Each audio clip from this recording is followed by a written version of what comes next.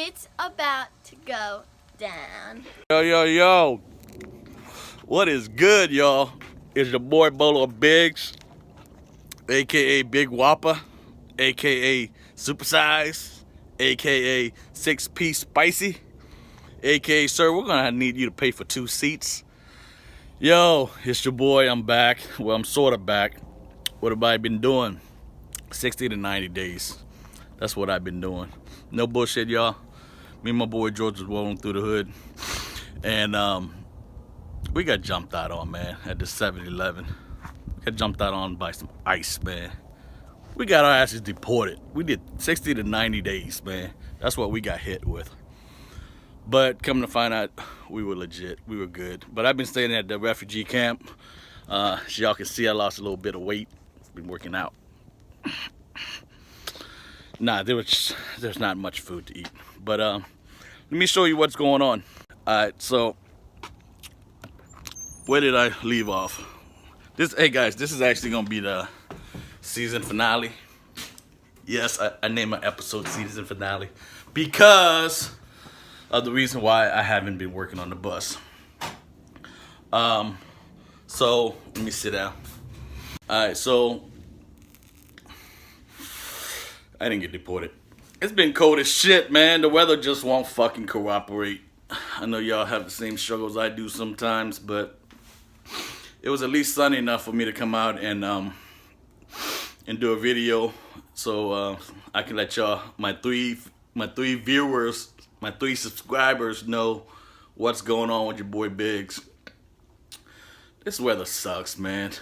I mean, where we left off, there are still things to do that require good temperature as far as caulking and things like that. But I'll get into that in a second. Let me show y'all something real quick.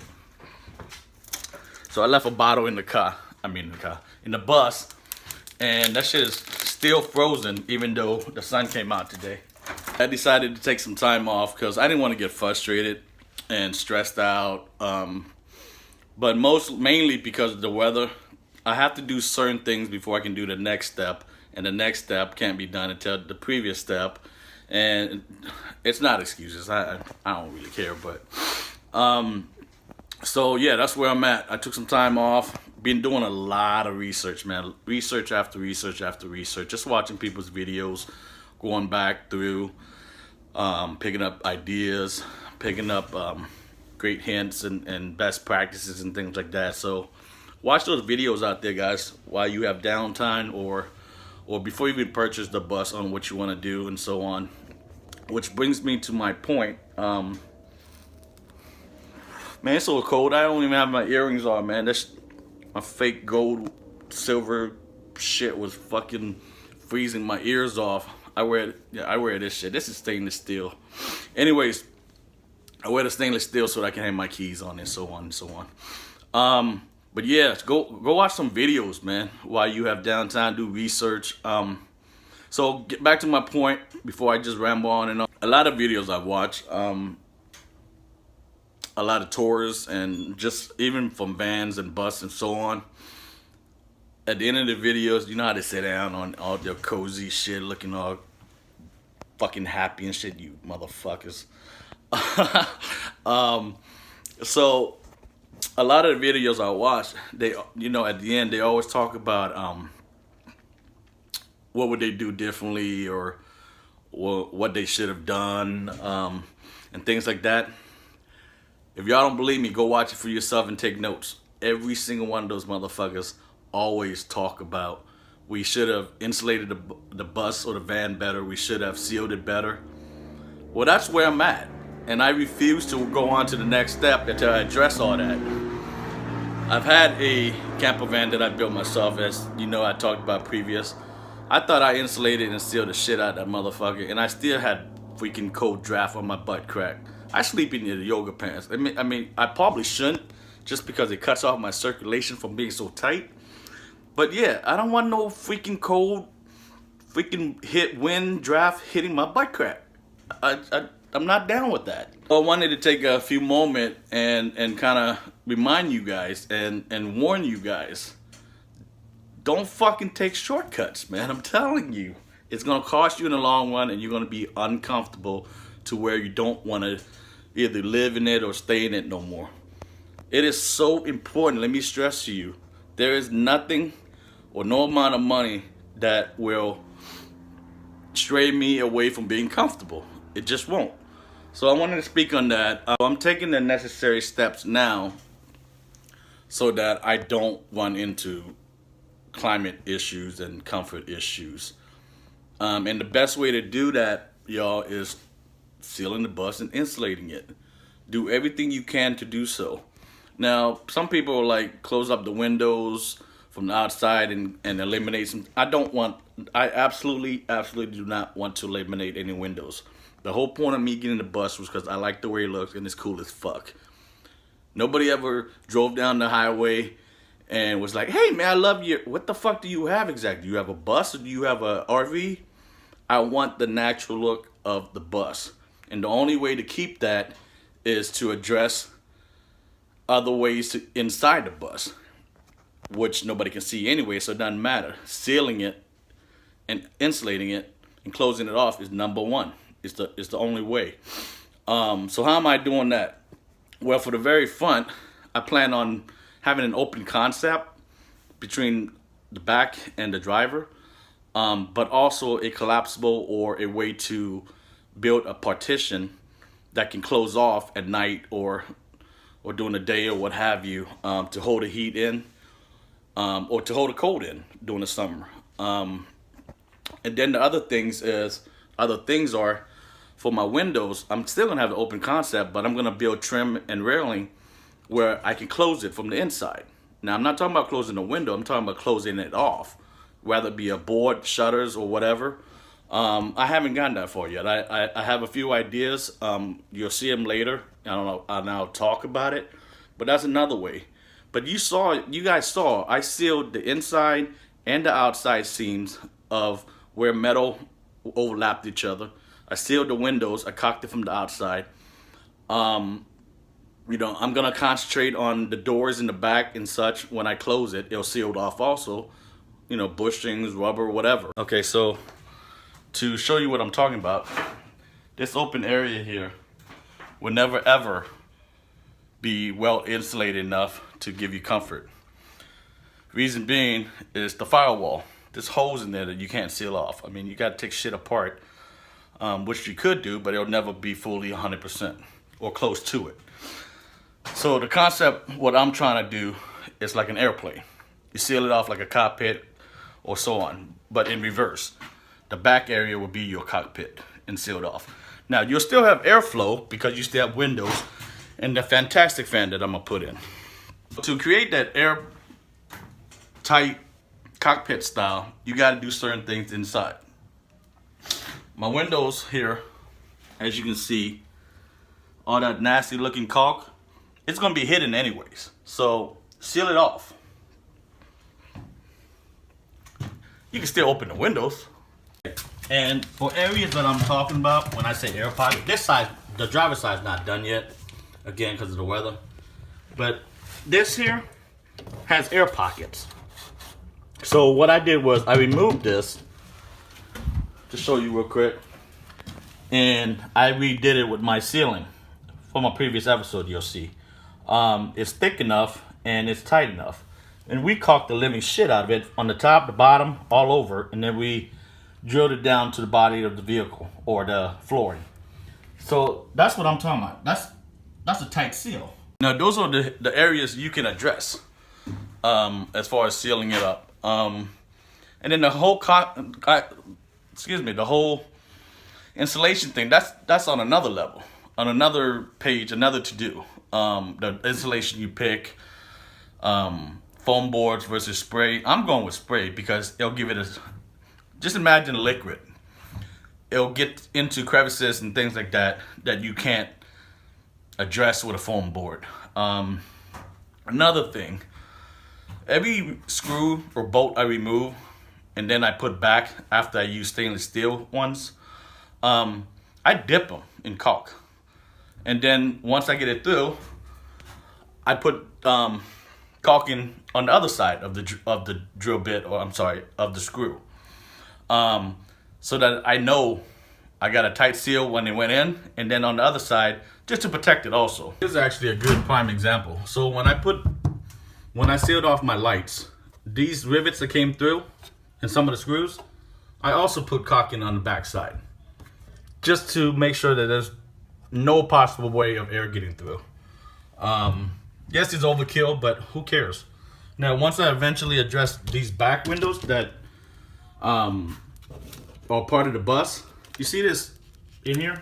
That's a gap. That's an air gap. Now, it's supposed to be tight fit, but who gives a shit? You have it out already. Cock that son of a bitch up, like all the way around. If the window gets cracked and you got to replace it anyway, shit, you got to clean it anyway, so who gives a shit? These screws here are when I had to loosen them up to get the outside railing off. All I did was caulk that also. I'm telling you guys, everywhere you can put caulk, put caulk. When I eventually lay my flooring, every time I put a 2x3 down, I'm gonna put caulk in between where I think the air could possibly flow. Before I put my board down, I'll put some caulking on my 2x3s on top. Once I put the board down, I got another seal.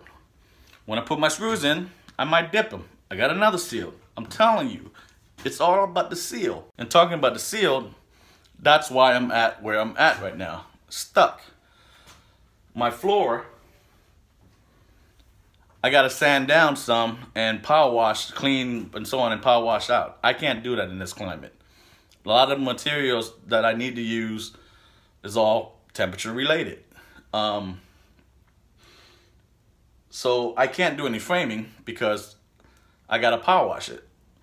I can't power wash it because of the weather. And so on and so on. You get my point. I still have to address my roof, my roof rack.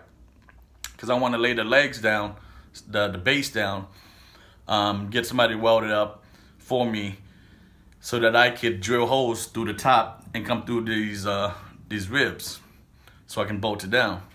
Guess what? I can't do that because I got to caulk it after I put holes in my damn roof. But yeah, everything has to do with finishing up the seal and the restoration of the floor first. Is why I'm stuck right now, guys. It really is. You also got to remember any exposed metal, whether it be the rail or trim or whatever, glass, it holds whatever temperature that hits it. Just putting my hand on this glass right now, 10-15 degrees difference. So I'm gonna find a way where I can close it or slide it down or slide it up to address that. But I'm gonna do it so it looks nice. I don't want this half-ass jobs where when you go in you're like, man, you live in a motherfucking nah. What else, mama? Some of the videos I saw, people were using hot water bottles and shit to stay warm, going to bed or waking up. I don't want to have to use water bottles, guys. Hot water bottles, you know. I don't want to have 100 blankets. I'm not gonna have that kind of room anyway. I don't want to wear 200 layers to bed. I don't want to wake up looking like an Eskimo or having my ski outfit on. You know what I mean? So I don't want to have to lay between two thick chicks to stay warm. Actually, that's not a bad idea. That shit would look like a motherfucking grilled cheese sandwich, if you know what I mean. Me mom's always told me, be comfortable. Actually, she didn't tell me that. She was like, she said be nice to people. Me mom said always be nice to people. So I'm being nice and telling you information that I think will be useful. You don't use it, I don't give a fuck. But I hope my 3 viewers use them. I keep addressing my 3 viewers because I love y'all. Shout out to everybody who's been checking in on me. Can't name them off the top of my head because I got a bad memory. Yeah, man. Shit. I wish I had more for you guys, but I promise there are videos within this somewhere. But if anything, this one-on-one, you and I, we going places. But we're going places where it's hot, cold, but we're going to be comfortable, right? That's what I'm talking about. Yo, so I'm out, man. I hope to get back to this soon, cause I'm itching. I'm itching to fuck shit up. I'm not gonna give myself a deadline. It's not realistic. You know what I mean? Cause you're at the mercy of shit, and if you rush things, you're gonna fuck up things and take shortcuts that you're gonna regret. So I'm gonna do a quick video, add on to everything that we've cocked. All the windows there, all my trims.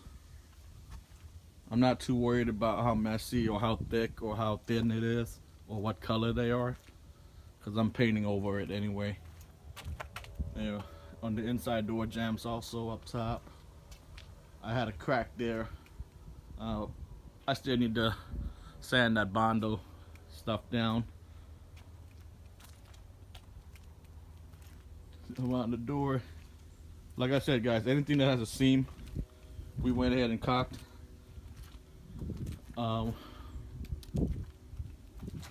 So I hope that gives some folks ideas how to address the weather and temperature control. I wanted to show you guys this because if you saw on the previous video, all the caulking we did was thick, as I wanted it to do. But when you prime it and then eventually paint it, it hides a lot of that that not so great look. But I think my boy George did a pretty great job actually. There's some areas that I need to go back and fix and clean up, but we couldn't see it with the naked eye without the paint on there. These little things like this, I have to come back and sand that down a little bit. But yeah, man, you can't even tell really that there's caulk in there. Very happy with that. Guys, I am straight having a struggle with drilling my 2.5 inch hole for my where the hell is you? For my 50 amp plug. That's the radius I need, but I am burning through these hole saws. So I made a call to a guy who knows a guy who knows the same guy I know. Mark told me to use WD-40 to get it started, and it should help it along. So I'm gonna try that out. So I'm gonna try it. I don't know if that's the right technique, but I'm gonna try it anyway. I'm gonna start it off with one hand just to show you guys, and if it works, I'm gonna put the camera down. I mean, it's working, but I might have to try something different. Maybe go back and ask them for a fucking diamond cut. But fuck this shit. So check it out, guys. My 50 amp plug-in hookup. I haven't drilled it down yet, but this one you ought to see what it looked like. It's underneath to protect it away from the environment, so I like it. This is the only thing I kept for my van, for my camper highway rider. I take it everywhere I go, man. This is the shit. So when I changed the name on my channel, I forgot to tell you guys why. Highway Rider was the name of my camper van. Since I don't have it anymore, this is my highway life. So welcome to the highway life.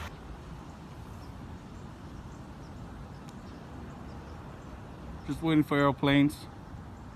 That's all. Oh, you're probably wondering what I'm doing. About to fall off the motherfucking roof. Just waiting for airplanes. Shaking my motherfucking legs. My motherfucking knees are shaking. Yes, I am standing on the roof. Thug life. So I got stuck on the roof, and Tom is waiting for the fire department. Yeah, I had to call him. It's gonna be embarrassing, but I don't give a fuck. I'm gangster, son. I'll just tell him that, you know, I twisted my ankle or something. Get this cat down with me. Alright, guys. Until next season, which I hope is only a little bit away, Be good to each other. I got nothing else, man. This season finale is really breaking my heart. Whew. Your boy Biggs out.